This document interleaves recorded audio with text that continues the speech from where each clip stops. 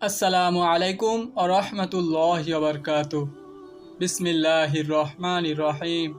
শুরু হচ্ছে মেয়েদের হায়েজ ও ইস্তেহাজা, অর্থাৎ মাসিক ও রোগ রক্ত।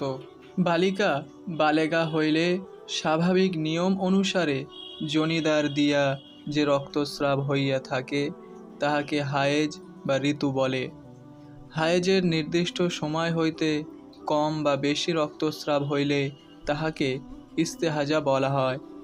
আল্লাহ তাআলা পবিত্র কোরআনের সূরায়ে আল বাকারার 222 নম্বর আয়াতে বলিয়াছেন, লোকে তোমাকে ঋতু সম্বন্ধে জিজ্ঞাসা করিতেছে, তুমি বলো, ইহা স্বল্প অনিষ্টকর।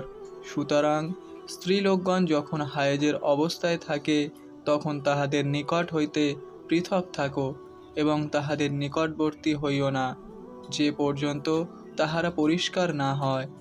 যখন তাহারা পরিষ্কার হয় তখন আল্লাহ যেই রূপ নির্দেশ দিয়াছেন সেই রূপ তাহাদের সঙ্গে সঙ্গম করো। উপরুক্ত অবস্থায় স্ত্রীর সহিত সঙ্গম করা হারাম, কিন্তু তাহার সহিত উঠা বসা বা পানাহার বা অন্যান্য কার্য হারাম নহে। ঋতু শেষ হইলে গোসল করিতে এবং লজ্জাস্থানে সুগন্ধি লাগাইবার জন্য হজরত সাল্লাল্লাহু আলাইহি ওয়াসাল্লামের আদেশ আছে। ইহা কাম বিজ্ঞান সঙ্গত বিধি।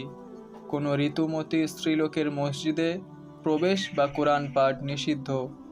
ঋতুর সময় নামাজ পড়া বা রোজা রাখা হারাম।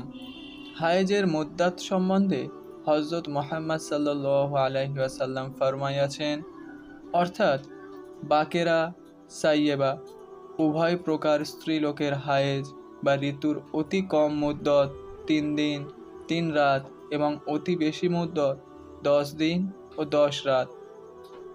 বাকেরা ওইসব স্ত্রীলোককে বলা হয় যাহার সহিত এ পর্যন্ত কোনো পুরুষ সঙ্গম করে নাই। সাইয়েবা ওইসব স্ত্রীলোককে বলা হয় যাহার সহিত কোনো পুরুষের সঙ্গম হইয়াছে। মাসাইল: হায়েজের মুদ্দত কমপক্ষে 3 দিন 3 রাত, ঊর্ধ্ব সংখ্যায় 10 দিন 10 রাত।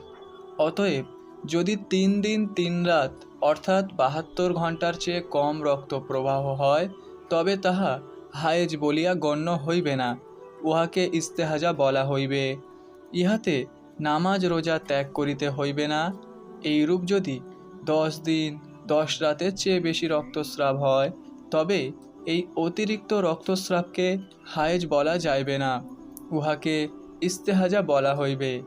ইহাতে নামাজ রোজা ত্যাগ করিতে পারিবে না। এইরূপে যদি 10 দিন 10 রাতের চেয়ে অর্থাৎ 240 ঘন্টার চেয়ে বেশি রক্তস্রাব হয় তবে অতিরিক্ত রক্তস্রাবকে হায়েজ বলা হইবে না, উহাকে ইস্তেহাজা বলা হইবে। ওই সময় গোসল ও নামাজ পড়িতে হইবে। মাসাইল: হায়েজের মুদ্দাতের মধ্যে লাল, হলদে, সবুজ, কালো, মেটে যে কোনো রং দেখা যাক না কেন উহা হায়েজের রক্ত বলিয়া গণ্য হইবে। যখন সম্পূর্ণ সাদা রং দেখা দিবে তখন বুঝিতে হইবে যে হায়েজ বন্ধ হইয়াছে। মাসাইল: 9 বৎসরের আগে মেয়ে লোকের হায়েজ আসে না। অতএব যদি ছোট মেয়ের 9 বৎসরের কম বয়সে রক্তস্রাব দেখা দেয় তবে উহা হায়েজ হইবে না, ইস্তেহাজা হইবে। এইরূপে 55 বৎসরের পরে সাধারণত মেয়েদের হায়েজ আসে না, কিন্তু যদি কোনো মেয়ে লোকের 55 বৎসরের পরে রক্তস্রাব দেখা দেয় এবং রক্তের রং লাল বা কালো হয় তবে উহাকে হায়েজই ধরিতে হইবে। আর যদি মেটে, সবুজ বা হলদে হয় তবে ইস্তেহাজা ধরিবে। অবশ্য যদি ওই মেয়ে লোকটির পূর্বেও মেটে, সবুজ বা হলদে রঙের স্রাব হওয়ার অভ্যাস থাকিয়া থাকে তবে তাহা হায়েজ হইবে। মাসাইল: একজন মেয়ে লোকের হায়েজের কোনো নিয়ম ছিল না। কোনো মাসে 4 দিন, কোনো মাসে 7 দিন, কোনো মাসে 10 দিন হইত, কিন্তু হঠাৎ একবার 10 দিন 10 রাতের বেশি স্রাব দেখা গেল। এইরূপ মেয়ে লোকের যে মাসে কয়দিন রক্তস্রাব হইবে সেই কয়দিনই তাহার হায়েজের মধ্যে গণ্য হইবে। আর যে মাসে 10 দিন 10 রাতের চেয়ে বেশি স্রাব দেখা দিয়াছে সেই মাসের পূর্বের মাসে যে কয়দিন স্রাব হইয়াছিল সেই কয়দিন হায়েজ আর বাকি কয়দিন ইস্তেহাজা ধরিবে। এবং ওই কয়দিনের নামাজ কাজা পড়িতে হইবে।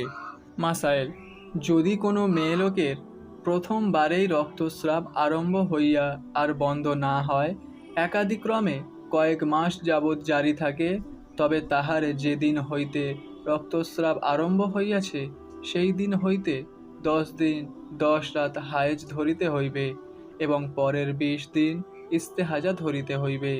এইরূপ সবসময় তাহার 10 দিন হায়েজ ধরিবে, 20 দিন ইস্তেহাজা হিসাব করিতে হইবে। মাসাইল: 2 হায়েজের মাঝে মাঝে পাক থাকার মুদ্দত কমের পক্ষে 15 দিন, আর বেশির কোনো সীমা নাই।